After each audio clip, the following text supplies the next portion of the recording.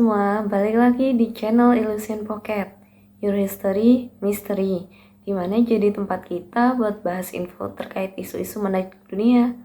Hai, aku Via yang bakal bawain cerita fakta buat kamu semua tahu.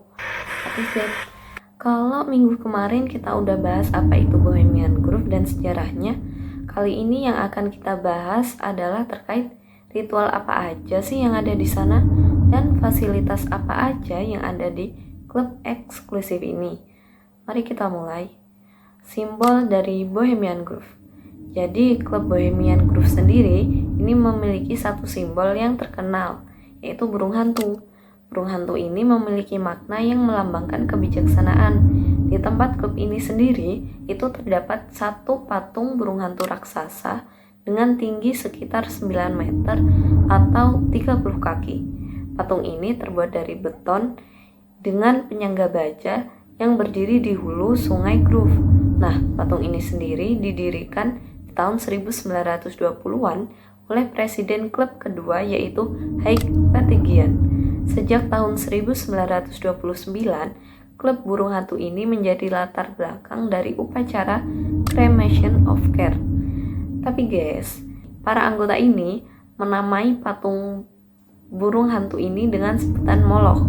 Moloch sendiri berarti dewa laki-laki dari Kan'an yang disembah oleh orang Amon pada masa perjanjian lama.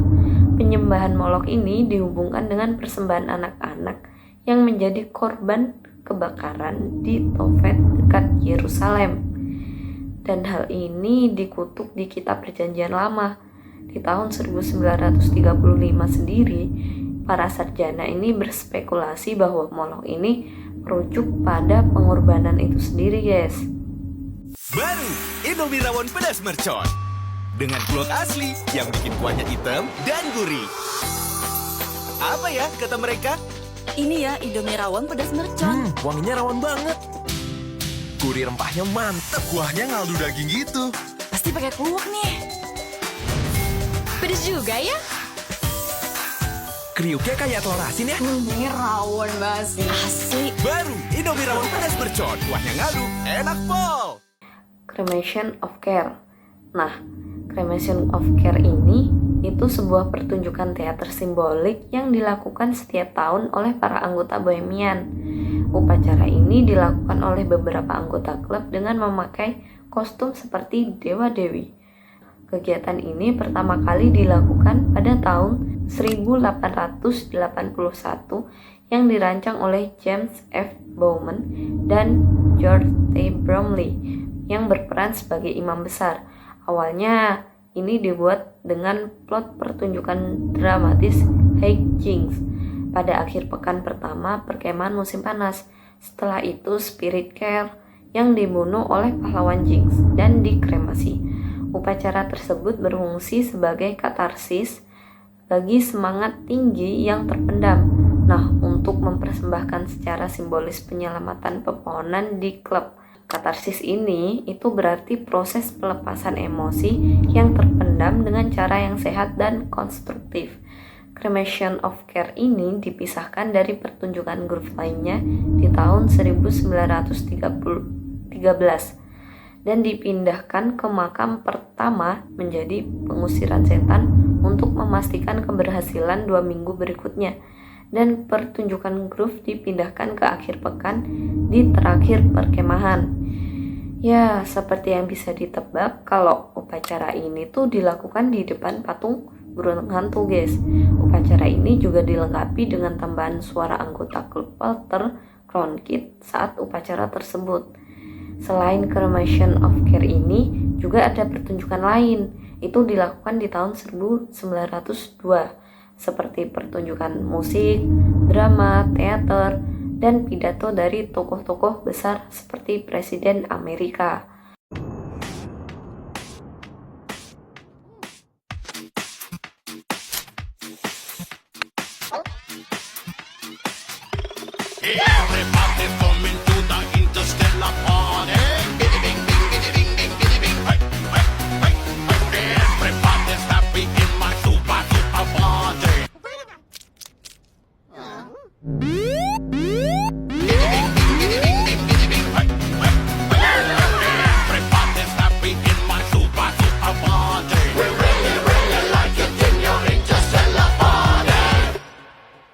fasilitas di Bohemian Grove. Oke, masuk ke segmen kedua. Kira-kira fasilitas apa aja sih yang ada di Bohemian Grove ini? Jadi guys, di hutan ini tuh banyak perkemahan yang terdiri dari camp-camp. Nah, di sekitar camp ini itu dikelilingi pohon redwood tua seluas 65 hektar dengan tinggi 300 kaki atau 91 meter. Pohon ini sendiri juga sudah berumur lebih dari ribuan tahun.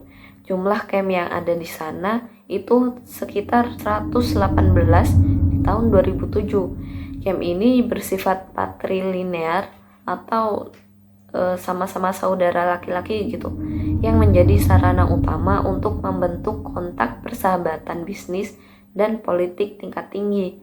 Di antara camp unggulannya itu ada Hillbills, Mandalay, Caveman, Stowaway, Uplifers, Owl's Nest, Hideaway, Isle of Apes, Los Angeles, Silverado Squatter, Semper Firenze, Hillside, dan Idlewild.